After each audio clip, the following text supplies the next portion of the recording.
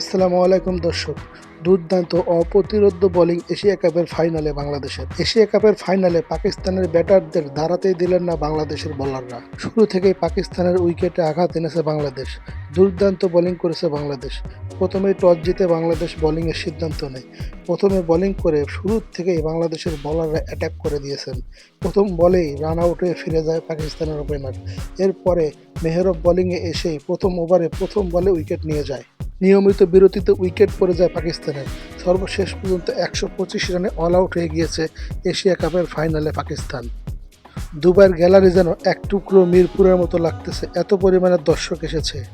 বাংলাদেশের পেসার রিপন মণ্ডল, সাকলাইন এবং বাংলাদেশের স্পিনার রকিবুল প্রতিটা বলারই যেন আজকে আগুন ঝরানো বোলিং করছে। এবারের এশিয়া কাপে বাংলাদেশের বলাররা যে জ্বলে উঠেছে তার প্রমাণ আজকেও। শুরু থেকেই পাকিস্তানের ব্যাটাররা দাঁড়াতেই পারেননি, চুরমার করে দিয়েছেন পাকিস্তানের ব্যাটারদের।